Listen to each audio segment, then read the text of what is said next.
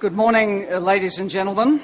I'm Helen Clark, the Administrator of UNDP, and it's my pleasure today to be chairing this opening session and to greet our very distinguished guests on the panel, the Secretary-General of the United Nations, the President of the General Assembly will also be joining us, the Prime Minister of Bhutan, the President of Costa Rica, the President of the Economic and Social Council of the United Nations, Excellencies and distinguished guests. This is the inaugural session of the high-level meeting on a new economic paradigm which places sustainability and the well-being of people at the very centre of development.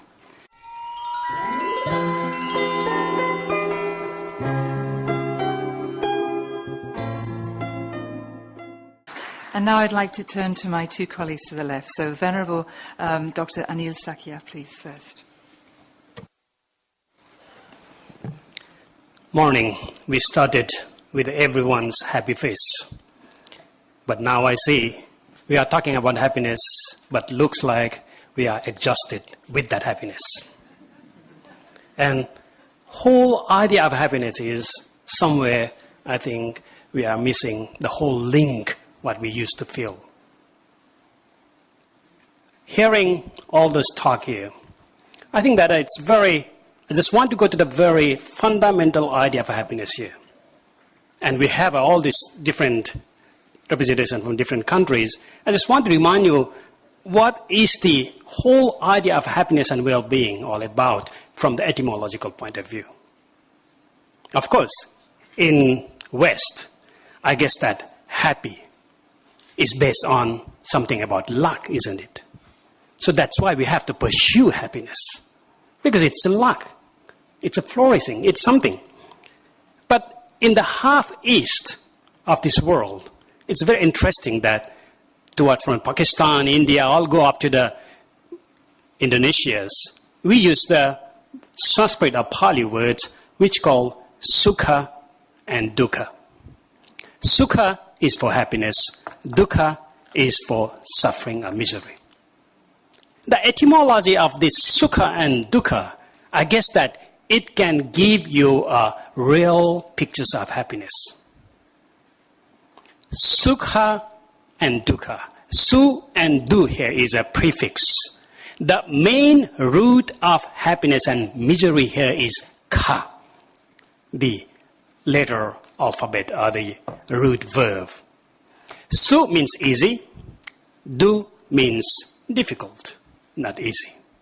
So basically, the idea of ka is, root meaning of ka is tolerance. Root meaning of ka means ease. Therefore, when the East talk about happiness and suffering, we are talking about whether we can live in ease or we are living in dis-ease. I guess every one of us started with ease, and now we are dis-ease with ourselves. I'm sure that our well-being of our body is not so pleased with what we are doing with the pursuing with the happiness, which is the mind. That is a very component of human beings. What with human beings? Body and mind. And that exactly about happiness and well-being. But of course, if we are doing something in one extreme, then we are suffering. Then we have to take the cost of it. Therefore, what we need is that balance.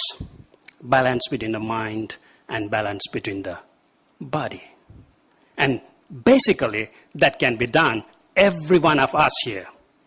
Although we are pursuing with the happiness, and how do we feel happiness? Basic idea, I'm very glad to hear that we are coming after educations. Of course, we are educated. Every knowledge of us, we have passed from our predecessors. And then we see that we are living in a threshold. We are living in the middle of a transmissions area now. Because I guess that we are threatened by the big demonic we created 70 years ago called GDP. And it's hunting us. His Majesty the King of Bhutan and His Majesty the King of Thailand, about 30 years ago, gave their very wise suggestions to their subjects about this idea of GDP, about this idea of this demand. And nobody listened at the time. We'll talk about happiness. Somebody will look at us in a very bizarre way. But now we are here talking about happiness. That's a good sign. That is a good time for us to start now. I guess, I hope, GDP, which is getting old now at the age of 70, I don't know how long it can live. I just hope that we can bore a newborn child. We can give a more better child who can give us a better futures. We have been taught by GDP or GNP that we should look at productions or the efficiency of productions.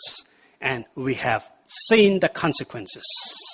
So I will appeal to you that let us revert that idea and then look at the efficiency of consumption.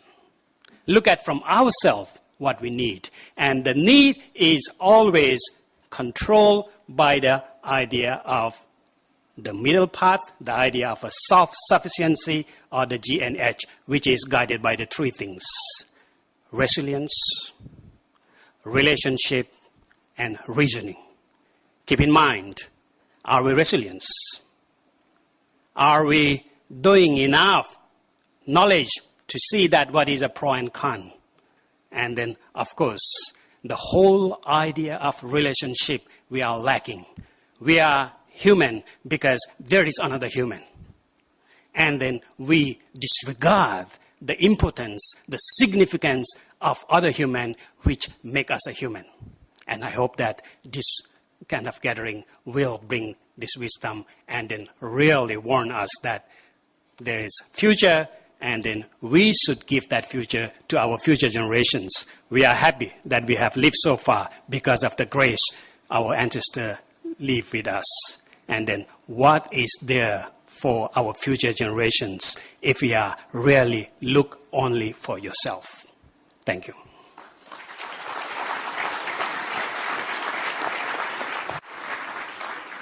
And finally, it gives me great pleasure to invite Rabbi Sutton Pope to close our panel discussion. Thank you.